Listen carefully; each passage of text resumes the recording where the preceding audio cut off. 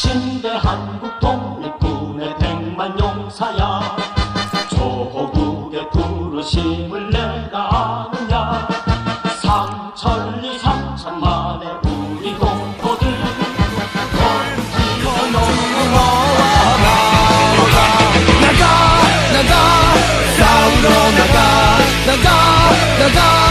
싸우러 나가 국민문의 자유종이 울릴 때까지 싸우러 나가세. In order to save the lives of thousands and thousands of young Americans. 원수들이 강하다고 겁을 낼 건가, 우리들이 약하다고 낙심할 건가. 정의의 날쌘 칼이 이기는 곳에 이 길은 너와 저희가 집회 때마다 독립군가 많이 부르거든요. 네. 많이 부르는데 그 독립군가가 당연히 그냥 전생이 돼서 내려왔다고만 생각을 했지. 네. 누군가 찾아서 그거를 국민들한테 소개를 해줬다라는 생각을 못 해봤어요, 사실. 예. 그래서 선생님이 이걸 발굴을 해내신 거잖아요. 예. 그 얘기를 쭉 한번 해주세요. 어떤 계기로? 독립군가를 처음 시작하려고 했던 거는 제가 석사 마치고 나서 박사 들어가면서 일제강점기의 역사가 너무나도 말살되고 왜곡되고 사라질 것 같아서 이제 국민문학에 가능성이 있는 걸 찾았는데, 그게 보통 우리 만주 쪽이나 우리나라 독립운동사에서 뭐 그런 군가들이 있다는 얘기를 귀로 듣고, 또 어느 자료를 보니까 독립군가를 체록해 놓은 데 있다라고 얘기하더라고요. 그래서 이거 우리한테 필요하구나. 이거 연구 대상이기도 하지만 아주 중요한 국문학적 사료가 되겠다, 왜 생각했지요. 그래서 처음에는 이제 그런 생각으로 출발했는데, 아주 그 자료를 찾아낸 과정 속에서 이 군가가 정말 많이 왜곡되고, 군가 내용 노래도 처음에 일제 쪽으로 가 있고 이런 것들이 너무 많더라고요. 그래서 내가 음악은 제대로 모르지만 이제 가사라도 정확하게 체록해야 되어서 그때부터 작업을 시작했죠. 그래서 93년도부터 제가 석사 92년을 맞아 93년도부터 바로 시작해서 국내 자료를 찾기 시작했고, 그때 독립기념관 갔더니 뭐 자료 엉망이었습니다. 자료 수장고에 있는데 보니까 자료 정리가 안 돼 있는 상황이었어요. 그래서 그 자료들을 빼내면서 이제 수기로 적어놓은 독립군 시가자료 몇 개 나왔어요. 그래서 그때부터 이제 출발점을 삼아서 시작해서 쭉 찾아보고, 독립군 활동에도 광복군도 찾아가서 노래 어떤 노래 불렀느냐 귀로 들어보기도 하고 이랬더니 실제 그 노래들이 가사들이 있더라고요.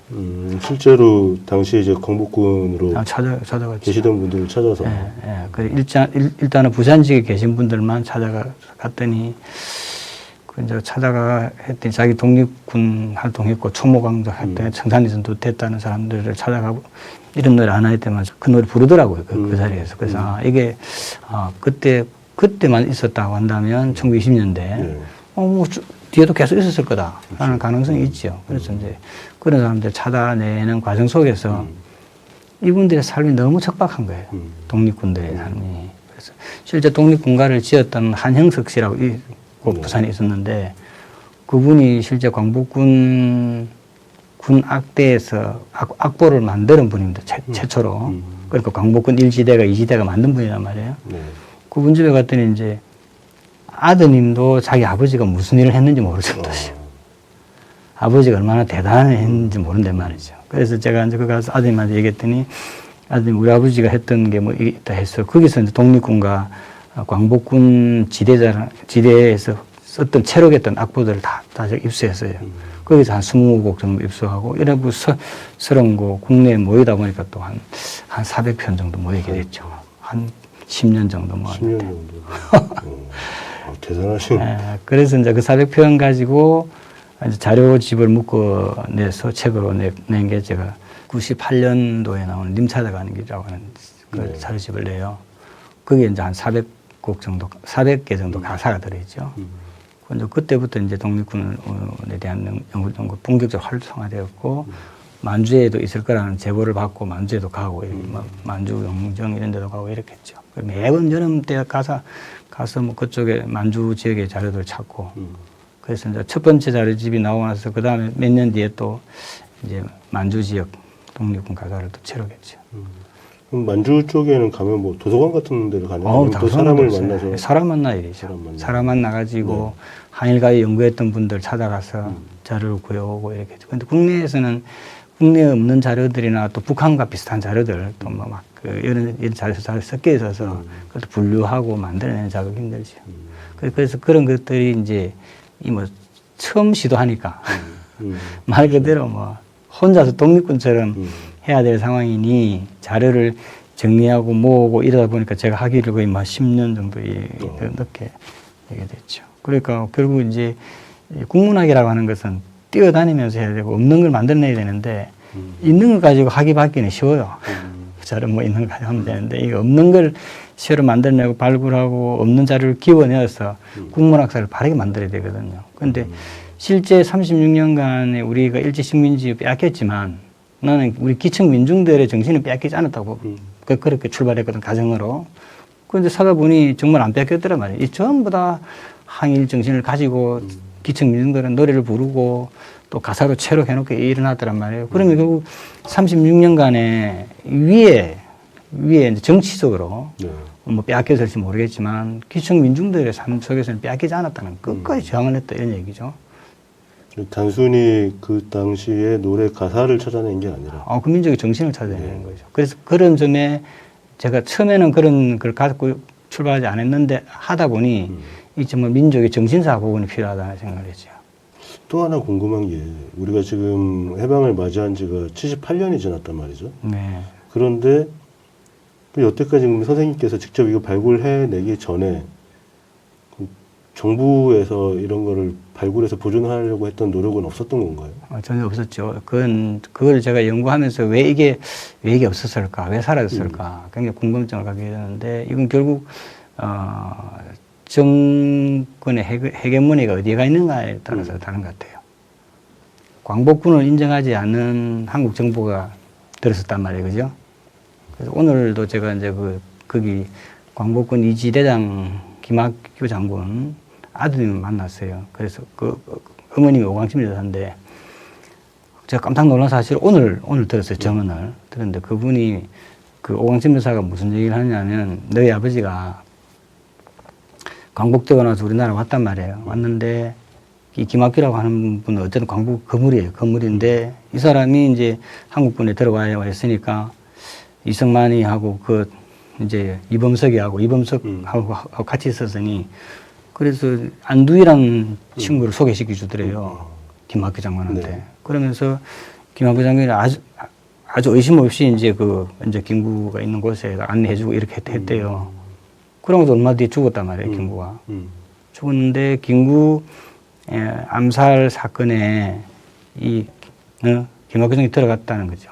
그 간첩 혐의로잖아요. 간첩 혐의로 김학규를 몰아넣어가지고 이제 경찰서 가고 이제 신문을 받고 있는데 자기 아버지는 1층에서 막 이래 물고문 당하듯이 이렇게 신문을 받고 있는데 안두희는 2층에서 히덕거리고 웃고 있었대요. 그 얘기를 오늘 들었어요, 제가. 그래서 제가 지금 30년 동안 연구했는데 오늘 처음 들었단 말이에요. 이거 아직까지 현재 진행인 거예요, 지금. 독립군에 대한 이 여러 가지 자료들은 보세요. 가사 발굴하는 게 중요한 것도 중요하지만 이 김학규 장군이라는 사람이 백파 장군이 왜 그렇게 됐느냐 이 중요하지 않습니까? 지금 아직도 김구에 대한 암살 사건은 미지수로 남아 있는데 그러면 김학규를 왜 시켜서 갔으면 김학규를 왜 간첩으로 몰아가지고 그래서 이 아드님이 64년도까지인가 연좌제에 걸려가지고 아무것도 못했답니다. 나보다 한 살에 2살 밑인데. 이 보세요. 그러면 이거는 이제 의심이 아니라 사실의 가능성이 굉장히 높다는 거죠. 이승만이가 이범석, 백선엽 그런 걸 통해서 만주 군관학교의 장교들을 착 한국군에 깔면서 자기 세력을 확보한 거죠. 그리고 군을 장악하게 되죠. 그러면 이제 결국 이제 이분석 같은 사람은 국방부 장관, 국무총리까지 하고 이래 되는 거 자기 휘하에 넣었어. 그럼 그 밑에 있는 사람들은 김학규 같은 이런 사람들은 안 된다는 겁니다. 사회주의로 몰아버리는 거죠, 이렇게. 그 똑같이 김원봉 다 사회주의로 다 몰게 되고 그 뒤에 들어온 광복군은 결국 이제 아무것도 아닌 존재가 되는 거죠. 그러면 자 보세요. 그러면 독립군가를 남기겠습니까? 없애겠습니까? 광복군 지대가 있어야 되나 없어야 없어야 이게 광복군 활동이 사라지게 되는 거죠. 그런데 감추려고 하는데 감춰지지 않는 거죠. 그래. 어떻든 유족들이 살아있고 이러니까. 그래서 유족들이 이제 이승만이가 이제 광복군 활동했던 사람을 신고하라고 했어요. 신고하라 할 때 이제 그 아들 그런 당시 어떻게 했냐라고 물으니까 아버지가 겁이 나서 신고도 못하고 광복군 했다는 활동을 자기 주변에 있는 유족들도 신고를 못했다면 신고해가지고 혹시나 김학규처럼 간첩을 몰까 봤어. 그러니까 결국 이 60년대, 80년대까지 지속된 거지. 이 사건들이 박정희 시해될 때까지. 그럼 우리나라는 광복이라고 하는 건 우리나라의 남한에서는 존재하지 않는 거죠. 그러니까 이게 이제 실제 광복군, 독립군 시가가 연구 대상으로 삼아도 안 되고 연구도 가능한 안 하는 게 좋다. 그죠? 그러니까 국문학사뿐만 아니라 뭐 군가 역사상으로 사라지게 되고 다 사라지게 되는 거죠. 그래서 이게 제가 연구를 할수록 너무나 비참하고 이런 상황이 자꾸 연출되는 거죠. 오늘도 제가 그 얘기 듣고 왔으니까. 단순히 발굴하는데 게을리한 게 아니고 고의적으로 의도적으로 감췄다라고. 네, 보는 거죠. 그러니까 뭐 이제 겉으로 드러나 있는 거, 어쩔 수 없는 거, 압록행정고이라든지 이런 것 말고는 대부분 다 뭐 독립군가를 감춰버렸는데, 근데 그 사람들이 감추었음에도 불구하고 내가 발굴한 자료는 만주 쪽에 중국 쪽에 있으니까 그 자료들이 이 남한 것과 굉장히 흡사하기도 하고 같아요. 거의. 그러면 이건 결국 그쪽에서 만주에 독립운동 했기 때문에 그건 똑같은 상황이지 않겠어요? 그럼 그 국립 가져오면 그대로 우리 한국 독립군가예요, 군가. 그래서 그런 것들이 이제 발굴되고 이래 하니까 지금은 이제 그것에 대해서 이제 새로운 각도로 접근하게 되고 그렇죠. 오늘 같은 경우도 제가 독립군 군가를 가곡으로 이제 가곡으로 작곡하고 편곡해서 다시 이제 인천시립 합창단에서 지금 오늘 독립군가를 초연하는 그 연습하는 보고 왔거든요. 그런데 오광신 김학규의 아드님이 그 자리에 눈물을 펑펑펑 흘리고 있었어요. 이런 날이 올 줄 몰랐다 말이죠. 어떻게 독립군가를 부를 수 있냐 말이죠. 대한민국에서. 자기 아버지가 그렇게 해가 64년도에 연좌제에 걸려갖고 그렇게 자기 핍박을 당하면서 평생 살았는데 어떻게 이런 일이 있을 수 있나요? 그러니까 어쨌든 지금 뭐 제가 했던 30년 동안의 작업이 미미한 작업인데 저도 굉장히 감동을 받았던 것은 이제 공개적으로 인천 시립합창단에서 할 수 있구나. 네. 독립군가를. 그러니까 많이 바뀌는 거죠. 근데 그렇게 본다면 단순한 쓸모없는 일 이것은 아니다라는 게 느껴지게 되죠. 절대로 쓸모없는 일이 될 수가 없는 일이죠. 그렇죠. 근데 그렇게 인식되도록 해왔던 거죠, 그동안에. 네. 한국 정부가. 네. 그러면은 지금 가사는 이렇게 기록으로 남아있거나 구전으로 남아서 체록이 된 것들이 있는데 그럼 그 곡 같은 경우는, 악보 같은 경우는 어떻게? 악보는 지금 작곡하신 노동원 선생님 계셨는데 그분이 항일가요 330곡을 악보를 체록해서요. 네. 체록했는데 그걸 민족문제연구소하고 같이 이제 해서 의뢰해서 민족문제연구소에서 했어요. 330곡을. 그 330곡을 보시면 대부분 다 외국곡이나 그렇죠. 찬송가나 이렇습니다. 네. 저는 음악, 악보가 쓸모없고 무의미하다 그 말은 아닌데, 그거는 나는 사실은 우리가 예전에 음악에 대해서, 근대음악에 대해서 몰락했을 때니까 어쩔 수 없는 것이고, 실제 근대음악이 몰락하게 된 과정도 노동원 선생님 조사에 의하면 민족음악이라고 해서 그걸 일본이 창가풍으로 만드는 바람에 쇼카식으로 하다 보니 우리 민족음악의 계통으로 이어받고 있는 음악들이 근대음악이 성장될 수 있었는데 일본이 잘랐다고 노동원 선생님이 보고 있어요. 저는 그게 정사도 봐요. 그러니까 1905년부터 만들기 시작한 이제 보통 창가집이 전 사학교에 다 배포가 돼요. 네. 배포되는 과정 속에서 찬송가나 이런 걸 넣어가지고 그냥 무작위로 막 서양 음악을 뺏겨서 그대로 막 노래 부르게 만들었죠. 그래서 대개 보면 뭐 강화소년가 같은 경우 저한테 처음 연락 왔던 사람이 강화소년가를 찾아봤는데 용진가하고 노래 악보 같은 거죠. 그러니까 세상에 아니 강화도에 있는 소년 학교가가 용진가하고 같은 게 말이 되느냐.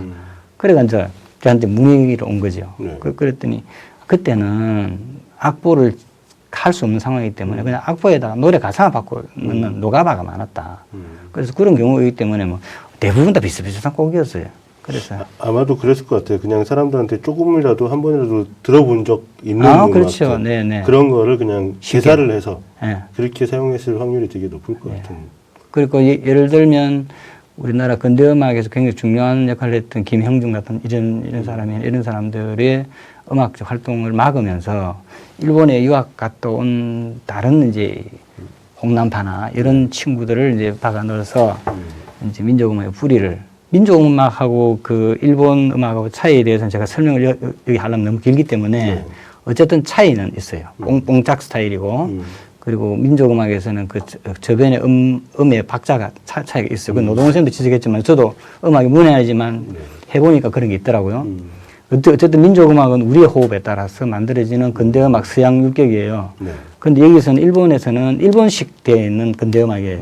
그걸 그대로 가져온 거죠, 우리나라에. 그래서 그러다 보니 우리나라 음악이 이제 민족음악이 사라지게 되고 일본 엔가를 풍을 닮은 그 노래들이 이어졌는데 이 노래가 그 일본 그 태평전쟁이 일어났을 때 이제 군 이제 악단 거기에다가 뭐 들어갔던 것도 똑같고 그 일본의 군가 그게 다 섭합돼 가지고 다 포함되어 있어요.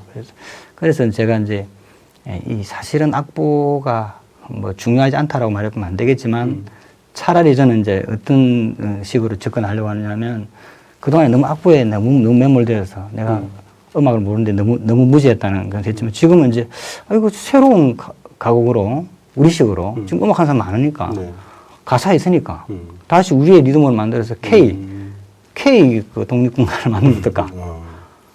그러면 독립군가의 가사는 그대로 있으니까 살리면서 대중들한테 보급될 수 있는 확률이 높아지지 않을까? 그렇게 이제 제가 생각하고 있어요. 뭐 사실 어떤 음에 따라서 부르냐도 뭐 그 시절을 기억을 하기 위해서는 중요한 의미겠지만 사실은 그 가사 내용에 담겨 있는 뜻이 더 중요한 거기 때문에 네, 제가 그래 봅니다, 저는. 오히려 우리가 지금 우리 정서에 맞게 개사가 아니죠. 그러니까 다시 작곡을 해서 부르는 것도 이제 하나의 기리는 방법이다. 어를 이어가는 방법이다 이렇게 볼 수 있겠네요. 그리고 일각에서는 이 지금 독립군가나 광복군가를 애국가로 쓰자 이런 주장도 있었던 것 같아요. 그걸 하면 좋죠. 좋는데 그걸 이제 예를 들면 이범석이라는 사람이 뭐 있잖아요. 이범석 기선사 같은 작품들이 있는데 이범석이 굉장히 그 독립군가를 몇 곡 작사를 했어요. 그런데 그걸 애국가로 하자. 근데 안 됩니다. 그럼 어떤 걸 고를 거냐라고 중요하지 애국가를 한다면.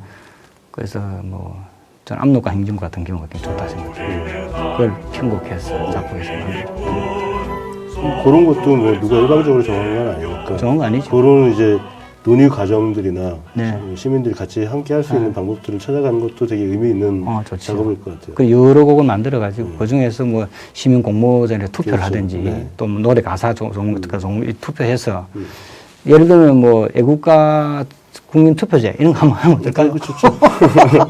굉장히 의미 있을 것 같아요. 뭐 한 10곡 중에서 뭐 이거는 뭐 야당 여당 싸울 거 없잖아요. 그냥 투표하면 되니까.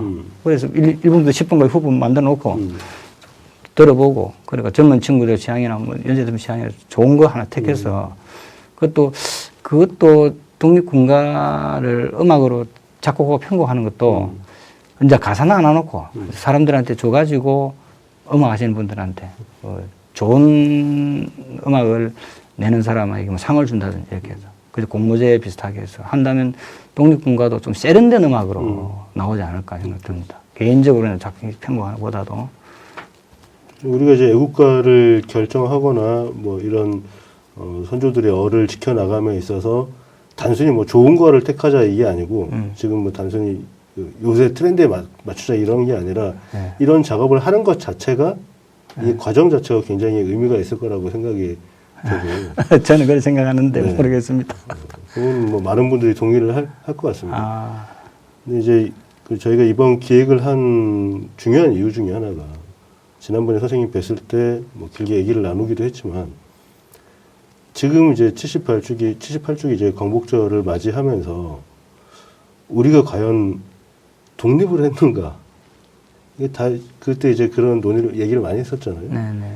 이게 78년 동안 우리 해방은 됐었는데 과연 독립은 완벽하게 이루었는가?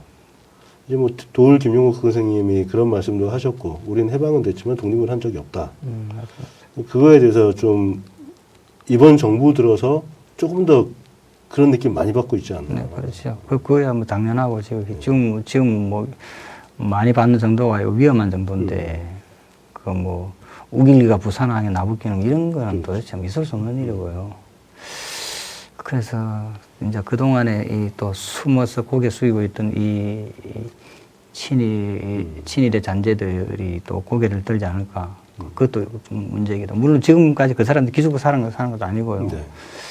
어쨌든 우리나라 근대 자본이나 형성되는 과정 속에 전부 다 뭐 일본이 아닌 것들이 없다라고 말할 정도로 막 심각하게 지금 일본의 병이 들어있죠. 네. 예를 들면 뭐 경부선 철도 낳는 거 뭐 다 전부 다 일본이 다 뭐 일본하고 우리가 협약됐기 때문에 했다 뭐 이런 논리들은 그 앞에가 근대적인 식민지였다면 지금은 또 후기 근대적인 또 식민지, 일본 식민지가 왔다 이렇게 보는데 그건 일종의 앞에는 무력으로 침략당하고 경한 술책과 모든 정책에 의해서 우리가 침략을 당했다면 지금 정신적으로 침략을 당하고 있는 이 상황인데 이걸 어떻게 할까라고 하는 저는 78년 동안 그대로 계속 골이 깊어가고 있는 상황이고 더 퍼져나가고 있다는 생각이 드는데 그냥 안타까운 일이긴 합니다만 어쨌든 일제잔재의 청사는 우리 때만이 아니라도 그러니까 뭐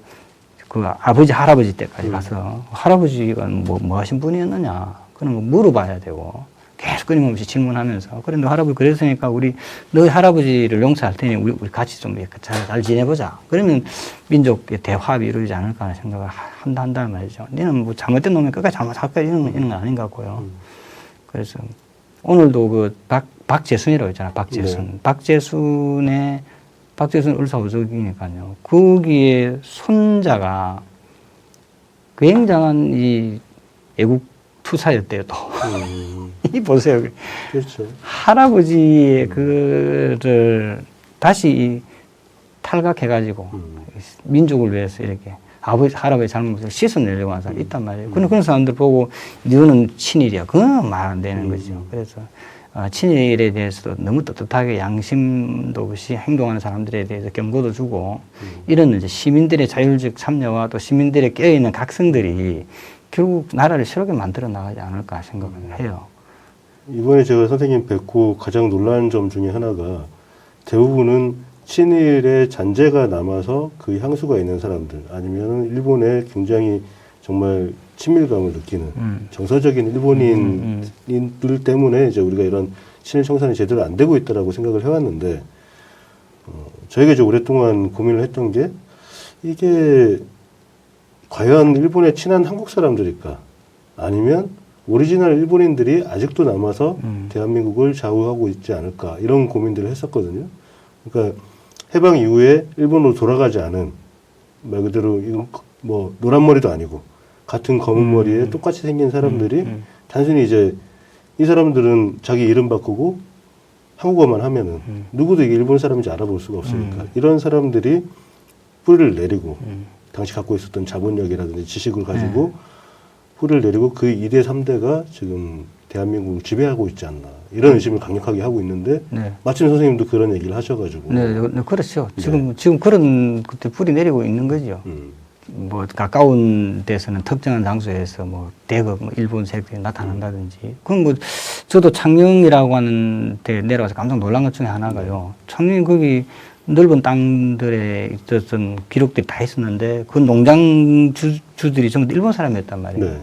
근데 경외하게도 그 사람들이 갑자기 성을 바꾸어서 우리 장래에 정착해서 어. 해서 살아가고 있단 말이에요. 뭐 사실 이럴 수도 있는 거잖아요. 내 일본 사람인데 마치 한국 사람한테 판 것처럼 네, 그 땅을 네. 판 것처럼 해서 네, 네. 근데 이제 같은 사람일 수도 있는 거죠. 네, 그렇죠. 그게 자식일 수도 있는 거고. 네.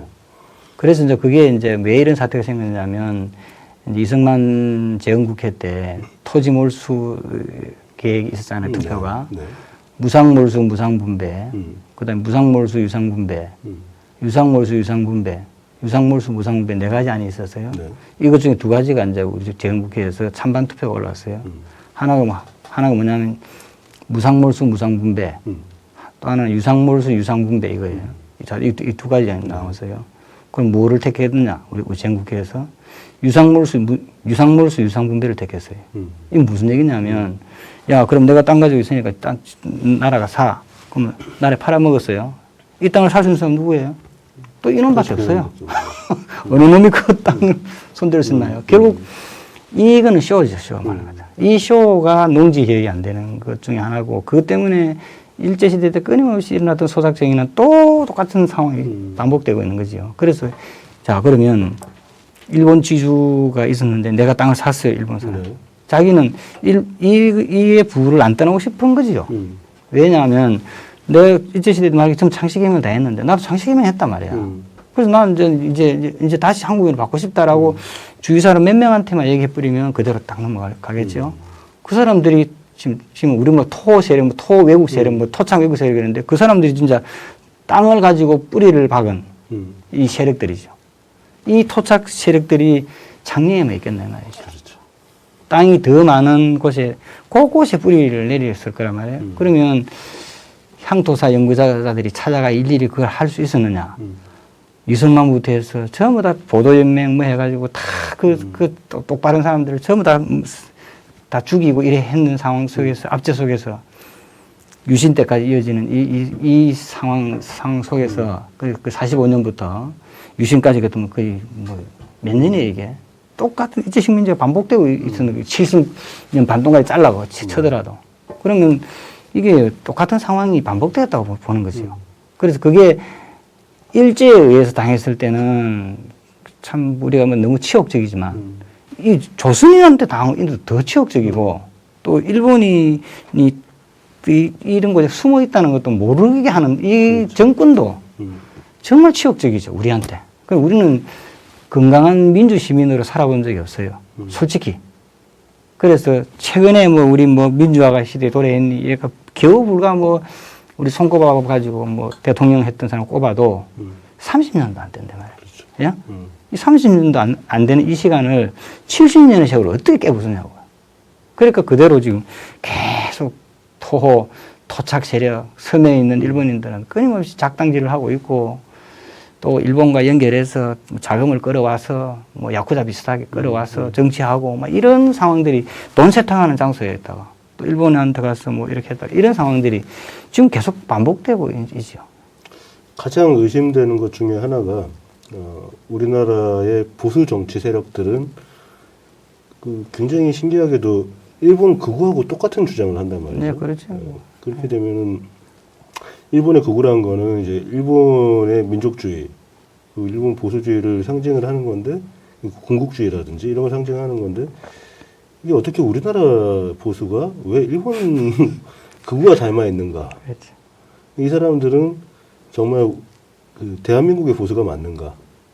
그럼 이게 단순히 친일을 넘어서 실제로 그 당시 불과 그렇게 해봐야 70년 전이란 말이죠. 불과 70년 전인데 그럼 그 사람들이 만약에 한국을 떠나지 않고 그 당시 이제 뭐 사료를 보니까 일본에서도 들어오는 걸 굉장히 싫어했다 그러더라고요. 뭐 그 사람들도 이미 그 한일 병합 이전, 한일 합방 이전에도 뭐 그때부터 한국에 자리 잡고 있었던 사람들도 있고 그렇죠. 중에 여기서 부를 이루고 살았던 사람들이 일본 가면 뭐 자기가 어떤 적이 있는 것도 아니고 그러다 보니 그냥 한국에 눌러 살려고 하는 노력들을 많이 했다.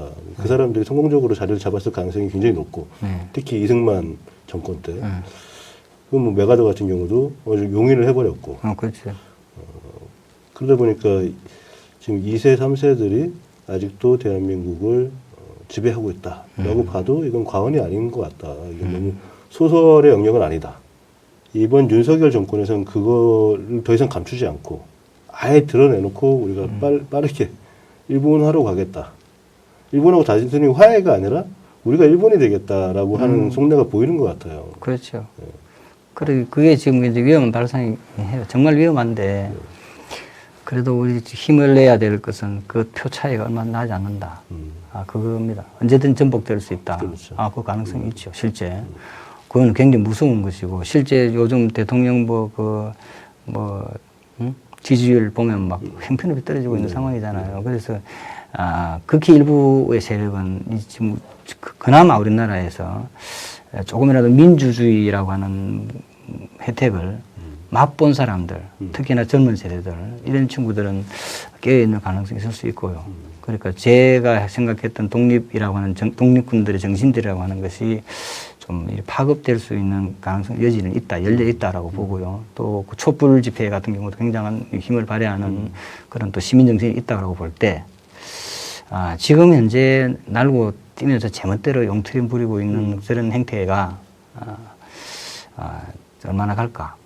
분명히 그렇게 생각합니다. 왜냐하면 정치라고 하는 것은 국민의 신망을 잃어보면 하루아침에 돌아서게 되고 프랑스 혁명 이런 거 다 보면 다 그렇거든요. 네. 그러니까 지금은 시민들을 총칼로 누를 수 있는 시대는 지나갔습니다. 전두환이나 박정희 때하고 완전히 다른 그런 상황이라고 저는 봐요. 그래서 저는 한국 시민들의 깨어난 정신들을 저는 믿고 있고요. 그 시기가 익으면 분명히 터지게 되어 있다라고 봅니다. 하여튼 윤석열 대통령이 그런 상황이 가더라도 거기 뒤따른 추종자들이 뭐 핵책을 부리더라도 지금 좀 달라졌다 그렇게 봅니다. 그래서 사실은 우리나라에서 민주화 시기는 짧았지만 이 짧은 단맛에 대한 것들은 참 소중한 체험이지 않을까라고 봐요. 그래서 오히려 역대 대통령 중에 그런 걸 우리한테 주었던 대통령은 참 좋은 분이다 생각합니다. 그 갔든 뭐 살아있든 모르겠지만 그런 것들에 대해서 중요한 경험을 생각합니다. 과거로 회귀하기로는 우리가 너무 많은 걸 배웠다. 굉장히 중요한 거는요. 그동안은 내가 이 독립군가 하면은 8.15 이를 이제 KBS 공영방송 이런 데서 봐서 막 일시적으로 그냥 폼은 잡는다나요? 자기 그걸 해서 우리가 이런 거 한다 이렇게 좀 전시적으로 했던 경우가 좀 있어요. 그래서 지금 그런 거 아닌데 이번에 시민노릇에서 이런 거 하니까 굉장히 좋다고 느끼고 왜냐하면 이제 내가 혼자 했던 작업이 동지들이 생기고 있구나 이런 느낌이 있잖아요. 그리고 이번에 또 작곡하고 만들고 했던 분들도 인천 시립학장 이런 분들이 동지가 되어가고 있다는 느낌이 있잖아요. 이거는 제가 초기에는 상상도 할 수 없는 일입니다.